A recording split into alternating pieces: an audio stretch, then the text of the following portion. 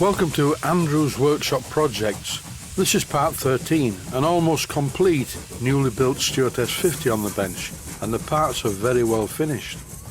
After the relatively short time that Andrew's been doing this sort of thing, the quantity and quality of the things that he makes is quite impressive, and I really like to see the learning curve as he figures out the best way to do the job. He has some very nice machine tools and the skill to use them. Just look at the quality of the machining on this. And what about these?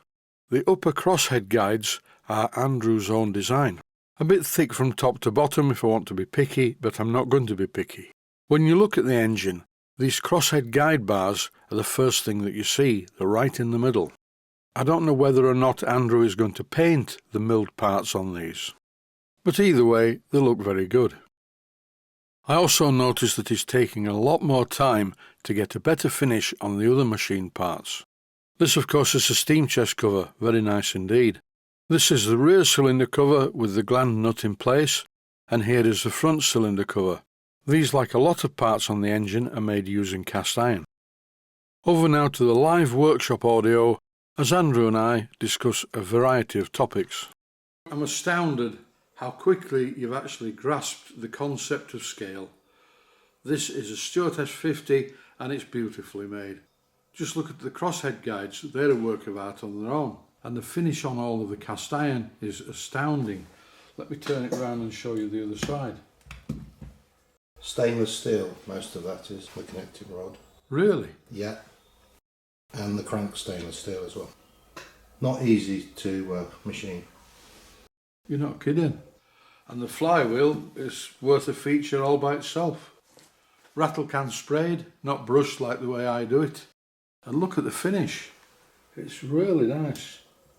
Yes, this is a big improvement on a couple of engines back, namely the Stuart 7A, which, to be fair, was a learning curve.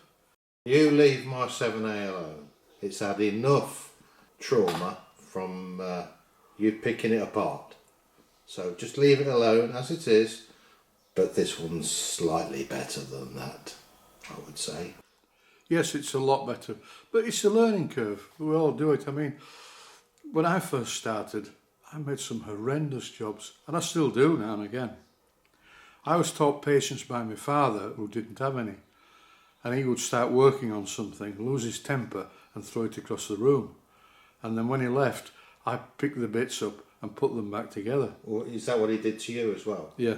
Threw you across the room? Yeah. It didn't work well. Yeah, that explains it. That explains why my brain doesn't work. Now, I can't say anything bad about my father. He was a really good chap. Not educated much at all, but a very wise man.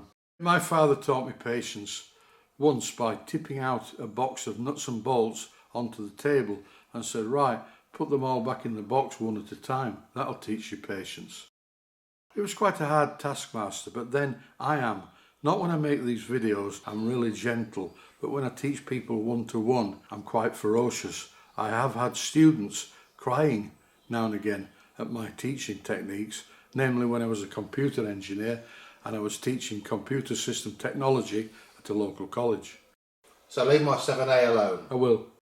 What I'm going to try and do is make the triple compound exactly to the same quality as this S50. Well, in that case, we'll move the S50 out of the way with all its little bits and pieces. I must say, Andrew, that the finish you've got on these parts is exemplary, particularly this, and on the edges too. What's your secret? You showed me something earlier. Sanding. Yeah, but I don't mean sanding in the normal way. You said you use a stone. Here it is. And it's quite right, it does give a very keen edge. This is an India stone, and what you do is, using a bit of oil, once you've used various wet or dry sandpaper combinations, you rub your part on this and get a very good finish indeed. Mirror finish, in fact.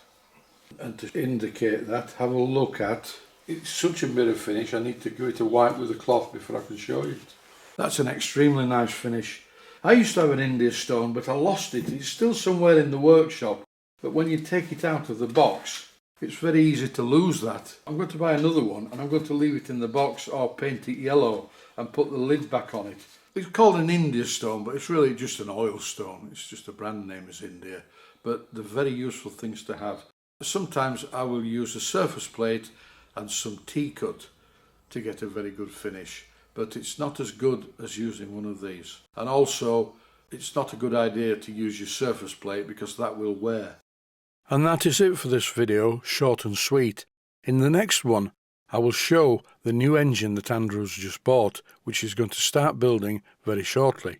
Currently, it's just a collection of very rough castings, which will need fettling by hand before they can be machined. All part of the fun. Stay safe, stay healthy, thanks for watching, and I hope you found it useful. Please take the time to visit my Mainsteam Models website and click on the section of the website that says Video Playlists. And by doing that, you can find other videos that you may like to watch. And by using the playlists, you can actually watch the videos back to back.